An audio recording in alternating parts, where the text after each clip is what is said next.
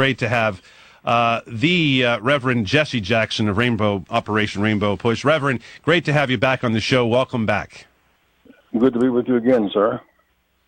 Great to be with you, Reverend. Well, you grew up in South Carolina. As I said, you've won it a couple of times. Tell our audience who's going to be looking at this primary in the next week or so about what people should realize about South Carolina, what it was like when you grew up there. What is it like now? What are some of the issues that you want to see corrected? I'm glad to raise that because so much focus on jab and counter punch, jab and counter jab, and one-liners, Hillary versus Bernie, Cruz versus Trump.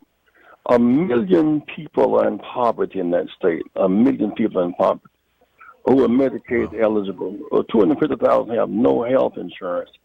Yet the state with 1 million folk in poverty will turn back $14 billion in Medicaid money, only with a $7 billion budget.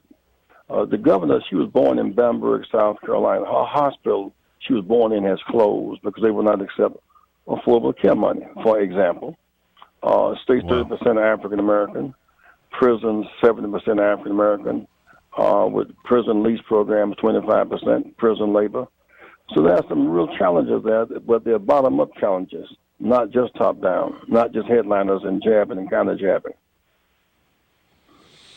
Well, you're so correct, and I think about what other countries have done with prison reform, and I know that Senator Sanders has a plan, as does Secretary Clinton. But the way we treat and some of the video we see, not only in South Carolina but around the country, and sort of the slave labor we almost use with African Americans in prison and so forth, and I just look at the 25% of all those in prison are leased out to private corporations, and they make 80 cents an hour. Half of it goes to rent the prison cell, and half of it for the uniform. Yes, absolutely right. Slave labor. That's reality. That I mean, of the million in poverty, slightly over half of them are white. It should be a place where white and black find common ground. When you are sick, you need health care, whatever your race may be. I was down there about a month ago and I asked a young lady who was waiting, serving tables, are you in college? She said, no, I graduated and got a car. And my first reaction was, why choose a car for education? Before I could get the words out of her mouth, she said, my parents needed transportation to work. And she had to choose between transportation, education, food, and medicine and a job. Those are poor people's options. She deserves better than that.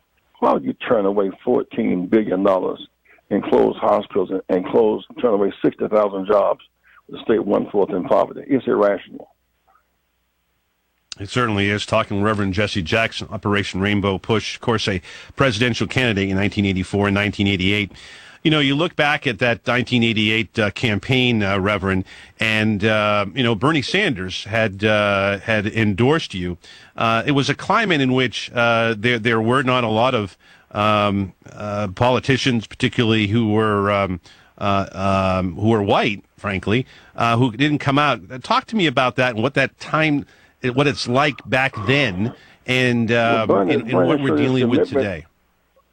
His commitment to forward thinking, social justice was a part of his endorsing my candidacy. We had to broaden the base of the rainbow. We won Vermont, the whitest state in the country, because in the end, it's about moving from battleground to common ground to moral higher ground. And he made that bold move, and the nation later caught up with him. I mean, idealism has a real place in politics. Yes, today's reality is yesterday's ideals. We must keep fighting to push the envelope toward more civilized behavior, people toward people. We talk often. We've had you on the past with our good friend Governor Dukakis, and we're talking about infrastructure spending. And around the country, again, we don't get a lot of these issues. It's all about horse race.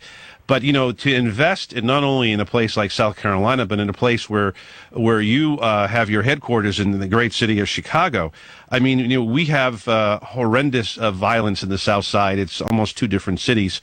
But if you were to invest, where would you start, Reverend? You've seen this.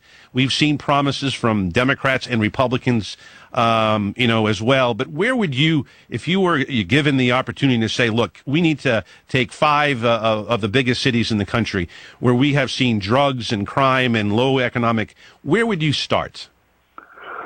Well, you target those communities that were targeted and abandoned by banks.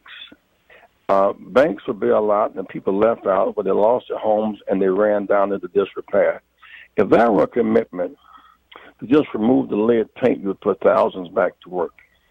If that were a commitment to those houses could not be salvaged, tear them down. Those are jobs. To rebuild those that can be rebuilt, replacing wood and shuttles with window panes and painting and glazing. Just to rebuild where we live would create thousands of jobs. That's where you start. And jobs give you a tax base, and tax base give you an education funding for your school. And children do better when parents have a job. And parents feel better about themselves when they have a job. And people who work, children tend to go to college. People who don't work, children tend not to be able to go to college, no matter what their grades are. We just spoke with former state senator Nina Turner of Ohio, who's endorsed Senator Sanders, a big fan of yours, said to say hello. And she was talking about the police reform issues, what happened with Eric Gardner, what happened with Miss Bland, and of course, Trayvon Martin and so forth. I know it's so hard for you to go to these funerals, month after month, year after year. How do we get a consensus? I know the president has talked about commissions and so forth. But what would you like to see the next president do here in terms of the issue of police brutality, police reform? Because there seems to be a structural failure here. Every time there's a crisis, the focus on police reform and police chiefs and the attorney general. What about the Secretary of Housing and Urban Development and Commerce? Well said. And Labor and Small Business Administration? The more people are working and building, the less they're engaged in antisocial behavior. Don't we get it? I mean, it's enough to talk about police chiefs.